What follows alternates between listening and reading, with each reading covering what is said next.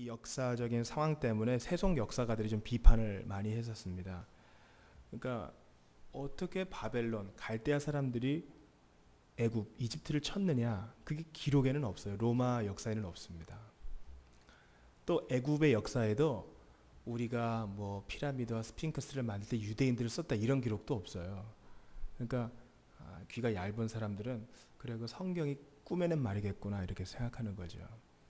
그러나 이제 보다 이제 일찍이 현대에 발견된 고고학적 발견에 따르면은 이런 것들이 사실임이 이렇게 드러나고 있어요. 사실은 본디오 빌라도라는 사람도 역사에는 없는 사람이에요. 그러니까 이 말은 그 옛날 기록에는 본디오 빌라도라는 사람이 없었는데 근래에 빌라도의 이름이 적힌 비가 이렇게 발견이 되고, 또한 로마의 역사에는 기록되지 않았던 애굽이 바벨론에게 전쟁에 졌었다. 이것도 근래에 이렇게 발견이 되고 그런 것이죠. 그러니까 그 전에 사람들은 역사가들이 아무리 뭐라 그래도 아니다. 성경의 말씀이 그렇다 이렇게 말하는 겁니다. 그 바벨론과 애굽은 이 사막을 한가운데 두고 있기 때문에 굳이 그렇게 치고 공격할 일이 없는 것 같은데 하나님께서는 그 일을 이루셨습니다. 지금 예루살렘에 살고 있는 사람들이 두려운 거예요. 두려운 거예요. 왜냐하면 지금 갈대아 사람들, 바벨론 군대의 위협이 지금 있거든요. 근데 하나님은 뭐라 말씀 안 하셔요. 떠나라 이런 말도 안 하셔요. 너희들 거기 있어라 이렇게 말씀하세요. 거기 있어라. 그리고 주님은 선지자를 통해 또 말씀하세요. 너희들이 바벨론으로 잡혀가야 할 것이다. 그러나 걱정하지는 말어.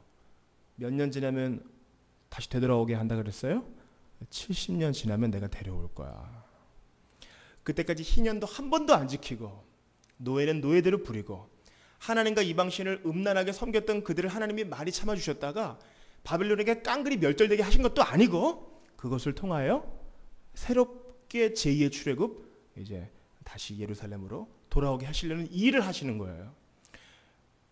근데 지금 남아있는 사람들 그걸 이해를 못해요. 그래서 이제 바룩이랑 예레미야를 끌고 억지로 끌고 지금 애굽으로 도망간 이 장면입니다. 하나님은 가라 하신 적이 없는데 그들이 간 거예요. 그러나 그들이 새벽 날개를 치면서 바다 끝에 거할지라도 주님의 손이 그들을 붙잡습니다. 여러분 12절 보세요. 내가 애굽 신들의 산당을 불 지르리라. 1차적으로는 바벨론이 불 지르는 거예요. 근데 성경에는 누가 불 지른다 그랬어요? 내가. 이 내는 누구예요? 하나님이. 내가 하고자 하는 일을 누가 맡겠느냐? 이것입니다.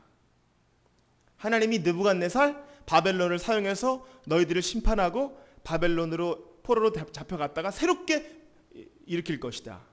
이 일을 하는데 누가 맡겠느냐 이것입니다. 12절 중반부터 보세요. 느부갓네살이 그들을 불사르며 그들을 사로잡을 것이요 목자가 그의 몸에 옷을 두른 같이 애굽 땅을 자기 몸에 두르고 평안히 그곳을 떠날 것이며 아무리 멀어도 내가 오게 해서 너희들을 잡아갈 것이야. 그러니 그 자리에 머물러 있어 나의 뜻에 순종해라 이 말입니다. 이거는 21세기 정확하게 말하면 20세기부터 시작된 현대 복음주의랑은 다른 거예요. 우리한테 보다 쿨한 건 뭡니까? 기도하면 하나님께서 하룻밤 사이에 갈대아 군인들을 다 죽여 없애 죽이는 거. 이거 우리가 원하는 거 아니에요? 옛날에 여호사밧 때는 주님 그거 해줬잖아요. 그런데 왜 지금 갈대아 군인들이 우리를 위협하고 왜 잡아가게 합니까? 이거예요. 하나님께서 말씀하십니다. 내가 하고자 하는 일을 누가 맡겠느냐? 하나님께서는 오늘 본문에 12절 보세요. 다시 11절 보세요. 그가 와서 우리가 원하는 본문 아니에요. 애굽 땅을 치고 죽일 자는 죽이고 사로잡을 자는 사로잡고 칼로 칠 자는 칼로 칠 것이라. 우리의 방식은 뭐냐면 다 살려주리라. 사랑의 하나님이 다 용서하리라. 이걸 원해요. 그러나 하나님의 방식은 이게 아니에요. 정화운동을 하셔요. 우리가 이런 하나님의 방식을 이해하지 못하면 아이들에게 여리고성의 진멸에 대해서 얘기해 주지 못해요. 하나님이 사랑이시고 선하신 분이라면 왜 사람들을 다 죽여야 돼요? 우리가 전제가 있어야 돼요. 무엇이 선한 것이냐? 무엇이 좋은 것이냐? 우리의 기준으로 하나님을 때려 맞추면 하나님은 나쁜 폭군이에요. 그러나 전제가 하나님이 하시는 모든 일은 선하다. 하나님은 그래도 좋으신 분이다. 이게 전제가 되면 주님께서는 뜻이 있으셔서 택한 백성들을 악으로부터 보존하기 위하여 여리고성을 진멸하셨으니 그 안에 있는 사람들에게 여러 기회를 주셨으나 그들은 거부했고 남자가 남자를 여자가 여자를 사람이 짐승을 취하는 더러운 일들을 회개하지 않고 그대로 하셨으니 주님께서 그들을 때가 참에 그 죄악에 관영함에 진멸하게 내어버려 두셨다. 이것이 정확한 설명입니다. 기준이 달라져야 돼요. 내가 원하는 대로 성경을 끼워 맞출 것이냐, 아니면 성경이 말씀하는 대로 나의 비뚤어지는 생각을 고칠 것이냐, 이게 중요한 것이에요. 여러분, 우리 지난주에 위대하신 구세주여 우리 찬송 불렀잖아요. 영어 제목이 Pass me not a generous Savior 이거예요. 친절하신 구세주여 Pass me not, 나 지나가지 말아주세요 이거예요. 이상해요. 이거 찬송 지은 사람 누구예요? 페니 크로스비라고. 이 사람은 기억해 하셔야 돼요. 우리 찬송가에서 찬송시를 가장 많이 지은 사람이 페니 크로스비예요. 이 여자는 뭐로 유명해요? 앞을 못 보는 여인이에요. 그렇게 많은 찬송시로 하나님 나라 일에 공헌했는데 Pass me not, 이거 좀 우리가 좀 이상하지 않아요? 나 그렇게 많이 주님을 위해 일했는데 나를 맞아주세요 이게 아니라 내가 오히려 복음을 전한 이후에 끊어질까 하매로라, 바울의 말처럼 내가 그렇게 많은 일을 했지만 주님 앞에 섰을 때에는 주님 나 모른다 하지 말아주세요, 이런 경건한 두려움. 여기 이거예요. 이거 내가 원하는 대로 내가 좋아하는 사람의 간증대로 하나님과 성경을 끼워 맞추는 것이 아니라 하나님이 하시는 일은 모두가 선하고 성경이 말하는 것에 나를 교정시켜 나갑니다. 이 자세가 있어야 11절 12절 말씀 이해할 수 있단 말이에요. 페니 크로스비는 1820년에 태어났습니다. 그런데 이제 그 당시는 이제 반타작하던 세대니까 애들을 많이 낳은 거죠. 한 다스 나면 반 살고 뭐 이런 거니까요. 근데 이 페니 크로스비도 태어났는데 너무 예뻤어요. 근데 어느 날 이제 막 열이 오르면서 눈에 뭐 이물질이 끼기 시작한 거죠. 이제 의사도 없고 아직 현대화된 것도 없고 근처에 뭐 의사라고 하는 사람이 있어 데려옵니다. 이렇게 눈을 보니까 의사가 자신만만해요. 고칠 수 있습니다. 고칠 수 있습니다. 그래서 아이의 눈에 겨자 스포제를 넣어요. 그 쓰리고 아린 겨자를 눈에 넣는 거예요. 그러니까 근대화되기 이전에는 그네들이나 우리나 똑같이 다 미개했던 거예요. 멀쩡한 사람의 눈에 겨자 스포제를 넣어서도 아마 실명이 될 거예요. 그러나 열병에 걸린 아이의 눈에 겨자 스포제를 넣으니까 그 뒤로 영원히 앞을 못 보는 아이가 됐어요.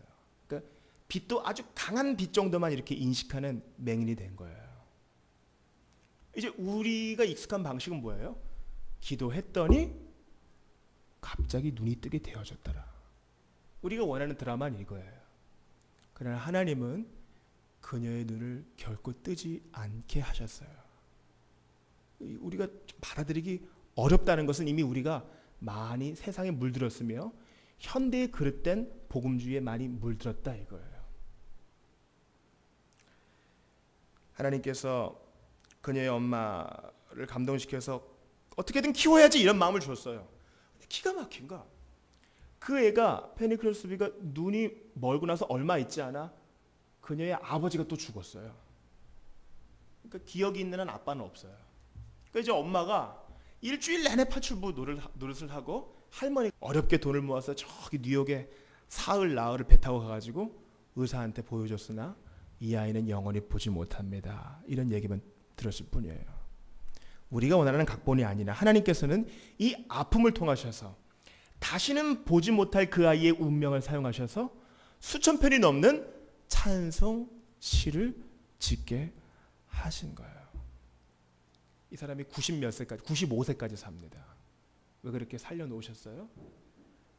우리에게 오고 오는 세대에 귀한 고백들 주시려고 하신 거예요. 어느 기자가 묻습니다. 하나님께 다시 보게 해달라고 기도 안 했습니까? 이제는 안 합니다. 그리고 이제 소망이 생겨요. 천국 갔을 때 내가 처음으로 뭔가를 볼 수 있게 됐을 때 처음 보는 얼굴이 예수님 얼굴일 거라는 생각을 하니까 너무 가슴이 뜁니다. 이렇게 말하는 거예요. 이것입니다. 하나님께서는 우리가 원하는 대로 기도에 응답하지 않으시지만 고통을 통해서 우리가 상상도 하지 못한 일을 이루십니다. 다시 오늘 본문으로 돌아와 보죠. 여러분 7절 말씀을 같이 읽어보겠어요. 43장 7절 시작. 애굽 땅에 들어가 다바네스에 이르렀으니 그들이 여호와의 목소리를 순종하지 아니하미로라. 성경은 뭐라고 말해요? 예루살렘에 있지 않고 애굽으로 온 것이 여호와의 목소리를 순종한 것이다, 순종 안 한 것이다? 순종 안 한 것이다. 예루살렘에는 갈대아인의 칼이 있어요. 애굽에는 칼이 없어요. 상식으로 생각하면 그 칼을 피하는 것이 옳아요. 그러나 하나님은 선지자를 통해 도망가라 하지 않으셨어요. 하지 않았으니 가지 말아야 되는 거예요. 그런데 주님이 오케이도 안 했는데 가버렸다는 것은 하나님께 불순종하는 거예요. 이것이 성도의 삶의 시금석입니다. 하나님이 하라고 하는 그 일을 하는 것이 성도예요. 하나님께서 하지 말라 하신 것을 안 하는 것이 성도의 삶이에요. 하나님께서 가라 할 때 가는 것이 성도예요. 하나님께서 머물러 있으라 할 때 머물러 있는 것이 성도의 삶이에요. 우리의 신앙의 삶이 왜 이렇게 꼬이느냐? 결제가 떨어지기 전에 뭔가 하기 때문에 그런 거예요. 우리는 지나친 행동주의의 영향을 받거든요. 그렇게 있지 말고 뭐라도 좀 해. 그러지 않아요. 성도는 달팽이처럼 느릿느릿 가는 것 같지만 하나님이 말씀하실 때 거기에 목숨을 거는 사람입니다. 사랑하는 성도 여러분, 조개는 왜 조개입니까? 그는 딴 것은 잘 못해요. 어떻게 보면 죽어있는 것처럼 보여요. 그러나 바위에 착 달라붙어 있을 때 조개다운 거예요. 담쟁이 덩굴, 포도나무는 왜 매력이 있어요? 그가 농부가 마련해 준 곳에 딱 붙어 있어요. 딱 붙어 있다고. 우리 주님께서 시편 1편에 복 있는 사람을 시냇가에 심은 뭐로 비유하셨어요? 시냇가에 심은 나무로 비유하셨어요.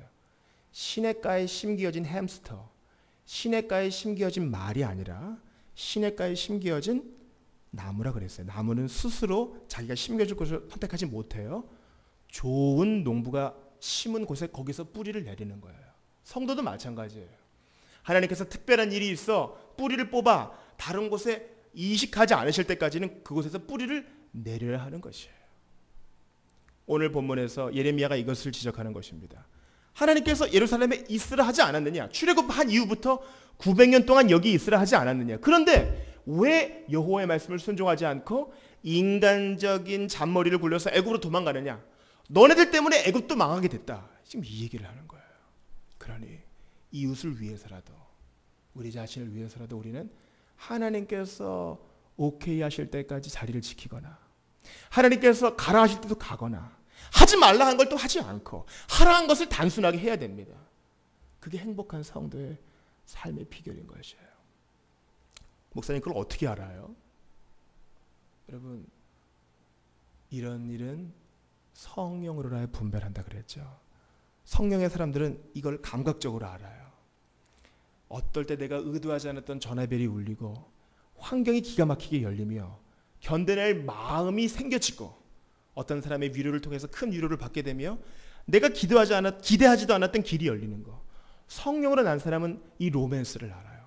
살아계신 하나님이 길을 열어준다는 걸 안다고요.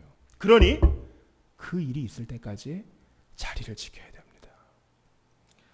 오늘 그렇게 자리를 지키시는 우리 문건일 선교사님 기도편지가 왔어요. 의미가 있어서 제가 한번 읽어드릴게요.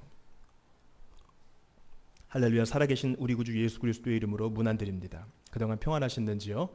저희들은 그동안 캠퍼스 처치 사역을 해왔습니다. 이 말은 물리적 혹은 공간적인 의미에서 캠퍼스 안에 교회를 세우는 것이 아니라 캠퍼스 전도를 통하여 얻은 젊은 영혼들을 교회로까지 잘 인도하여 예수 그리스도의 사람으로 다시 세우는 사역을 뜻합니다. 따라서 당연히 교회는 대학 캠퍼스 근처에 위치하는 것이 매우 효과적이라고 말할 수 있겠습니다.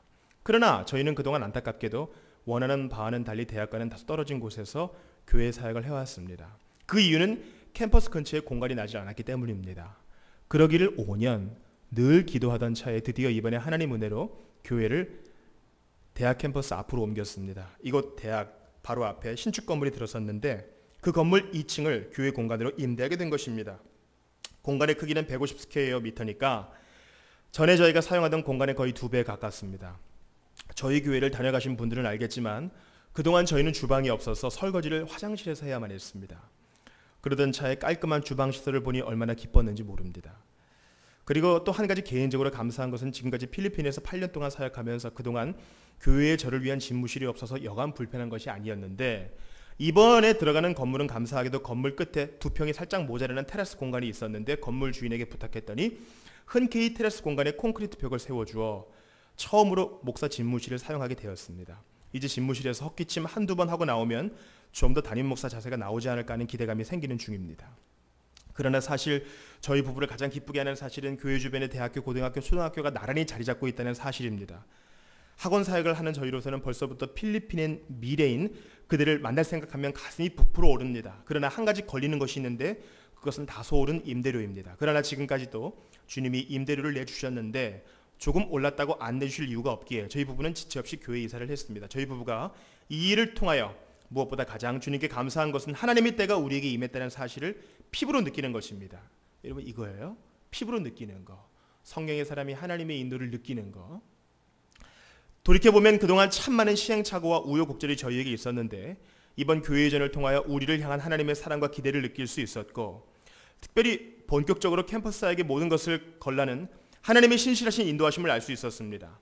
지난 8월 11일 주일은 이사한 첫 주일 예배였는데 감사하게도 창립 5주년 기념 예배로 드리게 되었습니다. 온 교우들이 합심하여 음식 장만하고 프로그램 만들고 교회 리노베이션에 참가했고, 초청 강사로는 미국 플로리다에서 목회하시는 정영수 목사님이 태평양 건너오셔서 은혜로운 말씀으로 저희를 섬기고 돌아가셨습니다. 부족한 저희들의 사역을 통해 하나님의 주권이 선포되고 그분의 나라가 확장되는 역사가 크게 일어나기를 기도 부탁드립니다. 우리 교회 홈페이지에도 있고 뒤에도 게시되어 있으니까 여러분 보시면 되겠습니다. 제가 문성교사님하고 통화를 하면서 그런 얘기했어요. 이거 좀 외람된 표현이지만 문성교사님 풍채가 요즘 인기 있는 개그맨 이름이 갑자기 생각 안 나는데요. 고래 하시는 분 있잖아요. 물론 문성교사님이 더 작지만요, 느낌이 비슷해요. 이 말은 문성교사님이 사람들에게 호감을 주는 인상이라는 거예요. 우리 김혜영 자매는 신랑감 어떤 사람이면 좋겠어요. 그럴 때 문성교사님 같은 사람이요 그랬어요. 저도 그랬죠. 내가 여자라도 그렇겠다. 아주 인상이 좋아요. 제가 그래서 문성교사님한테 그랬어요. 문성교사님 같은 분이 한국교회에 오셔서 한국교회 어두운 곳을 좀 밝혀주고 교회 개혁을 좀 해주셔야 되는데 이렇게 재능 많은 분이 밖에 계십니다. 이렇게 말씀을 드렸어요. 그분은 뭐 손사래를 쳐요. 자기는 국내에 있으면 안 되고 여기 계속 있어야 된다. 하나님께서 가라 하니까 가는 거예요. 우리 눈으로 볼 때는 이게 좋을 것 같은데, 이러면 좋을 것 같은데, 그러나 주님은 이사야 55장 5절 말씀을 사용하셔서 나의 생각은 너의 생각과 다르다 했어요. 그러니 바벨론의 침략에 예루살렘에 그대로 있는 것이 하나님의 뜻이에요. 이거 참 받아들이기 어려워요. 그러나 하나님은 그것을 통해 선을 이루시고, 그래도 하나님은 선하시다. 이걸 붙드는 자에게 분명히 좋은 거 주실 겁니다. 우리가 주일에 의인은 믿음으로 말미암아 살리라, 이거 받았잖아요. 이거 누가 얘기했다 그랬어요? 구약에서 하박국 선지자. 하박국은 불만에 가득 찼어요. 왜 하나님의 택한 백성을 갈대아인이 이렇게 잡아먹고 그들은 이렇게 잘 됩니까? 우리는 망하고. 이런 불만에 있었어요. 그때 하나님이 하박국에게 주신 말씀이 이거예요. 그래도 의인은 믿음으로 말미암아 살 것이니까 눈앞에 보이는 것을 연연해하지 마. 하박국아, 넌 네 길을 가. 너의 길을 가. 곧 좋은 날이 온다. 네 길을 가. 넌 믿음으로 살아. 주님이 그 말씀하는 거예요. 마찬가지입니다. 예레미야 선지자 때에 예루살렘에서 갈대아인의 칼을 바라보고 있는 사람들도 그 말씀을 붙들어야 돼요. 사실 우리 앞에 칼이 있느냐 없느냐가 문제가 아니에요. 내 안에 지금 은혜로 충만한가, 이게 문제예요. 우리 교회의 진정한 문제는 담임 목사님의 부재가 아닙니다. 요한복음 15장처럼 하나님께 단단히 붙어있지 않은 그것이 문제예요. 교회의 상황을 핑계로 나의 마음이 허공을 떠돌고 공상을 떠돌면 이게 문제고 사탄이 기뻐하는 거예요. 우리가 한번 은혜 많이 받았을 때, 성령 충만했을 때 우리의 교회 봉사를 한번 봅시다. 은혜가 떨어지면요, 주일 예배 드리는 것도 곤욕이에요. 그러나 은혜가 충만하게 되면, 윤관사님 옛날에 주일에도 새벽기도 있었죠? 예, 주일에도 새벽기도 했죠. 집에 와서 뭐 밥 한 숟갈 먹고 옷 입고 와서 교회 학교 반사해야 됐죠. 예전에는 11시 예배 전에 작년 성경 공부가 있었어요. 성경 공부도 했어야 됐죠. 끝나면 뭐 성가대 해야 됐죠. 성가대 끝나면 2부 예배 드려야 됐죠. 2부 예배 때 자기가 맡은 거 봉사해야 됐죠. 봉사 끝나면 밥 먹어야죠. 또 돌아가면서 식사해야죠. 식사 끝나면 성가대 연습해야죠. 성가대 연습 끝나면 또 오후 예배 준비해야죠. 오후 예배 끝나면 중고등부 예배 해야 되죠. 중고등부 예배 끝나면 교사 회의 해야 되죠. 교사 회의 끝나면 신방 가야 되죠. 신방 끝나면 전사님 집에서 교제해야 되죠. 교제하다가 상담 좀 하게 되면 10시가 훌쩍 넘어가잖아요. 그래도 은혜가 충만했으면 그때는 거룩한 안식일로 뿌듯한 거예요. 한 주를 살아갈 힘이 넉넉하게 주어지는 거예요. 그러나 은혜가 떨어지고 요한복음 15장에 그 가지가 포도나무에 단단히 붙어있지 않으면요, 주일에 집 밖을 나가는 것부터 십자가 지는 거라니까요. 그러니까 우리는 눈앞에 칼이 있느냐 없느냐, 갈대인이 있느냐 없느냐, 교회 지금 어려우냐 어렵지 않냐, 이게 문제가 아니에요. 우리 한번 솔직해져야 돼요. 예레미야에게 책망을 받은 사람들은 믿음이 없었어요. 그래도 하나님이 다루신다 이런 믿음이 없었어요. 은혜가 떨어진 거예요. 그러나 하나님이 나를 다루시고 내 인생에 개입하시고 난 지금 이해 못해요. 그래도 주님 그래도 믿음으로 살겠습니다. 은혜를 주세요. 이런 사람들은 환경이 사실 문제가 아니라고요.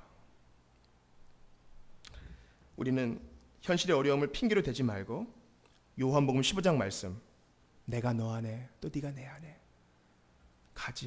가지된 우리는 나무에 잘 붙어있기만 하면 되는 것입니다. 사랑하는 성도 여러분, 크로스비를 기억해 주세요. 우리가 원하는 결론은 그녀의 눈이 빡 떠지는 거예요. 그러나 주님은 마치 갈대아인의 칼 앞에 예루살렘을 그대로 넘겨주신 것처럼 그녀의 눈을 떠주게 하지 않았어요. 우리의 삶에 있는 십자가, 어쩌면 하나님이 우리가 살아있는 동안 해결 안 해줄지도 몰라요. 그래도 하나님은 선하시다. 우리가 이거 가지고 있어야 돼요. 그리고 하나님은 언제라도 기적을 일으킬 수 있으시다. 이것을 기도해야 돼요. 우리가 원하는 결론은 뭐예요? 아버지여 내 잔을 내게서 거두어 주옵소서. 그래, 알았어. 우리가 원하는 결론대로 됐으면 그리스도의 십자가도 없고 인류의 구원도 없는 거예요. 끔찍한 일이죠. 그래서 하나님께서 무지몽매한 우리의 기도에 응답하지 않은 것도 어떻게 보면 감사해요. 하나님, 현실을 이용해서 내가 타락할 핑계를 잡는 것이 아니라 이 현실에도 불구하고 가지된 우리는 그 나무에 잘 붙어 있어서 오히려 은혜를 잘 간직하고 나누어주는 사람 되게 도와주세요. 예레미야 때 결제 안 받고 도망갔던 사람은 다 멸망을 당하고 책망을 받았습니다. 우리는 주님께서 가라 하실 때 가고 머물러 있을 때 머물고 움직이라 할 때 움직이는 그런 어린아이와 같은 단순하고도 순전한 믿음을 갖게 도와주세요. 우리 이런 믿음 위해서 한번 기도해야 되겠습니다. 우리 한번 간절히 기도합시다. 먼저 오늘 본문 말씀 붙들고 기도합시다. 하나님께 오케이 사인 안 받고 애굽으로 살 길 찾아간 사람들은 다 책망받았습니다. 저희가 이런 사람 될까 두렵습니다. 아버지 하나님, 주님께서 세워두신 그 자리, 조개처럼 조가비처럼 담쟁이 덩굴처럼 포도나무처럼 그 자리에 붙어있는, 예수께 붙어있어서 환경에 지배되지 아니하는 그런 사람 되게 해주십시오. 우리가 원하는 결론이 아닐지라도 그리스도의 십자가와 같은 어려운 일이 우리 앞에 있을지라도 하나님 그것을 넘고 함락시키는 큰 은혜를 주셔서 잘 이겨내게 도와주시옵소서. 한번 본 말씀 붙들고 기도합니다. 하나님 아버지 도와주옵소서.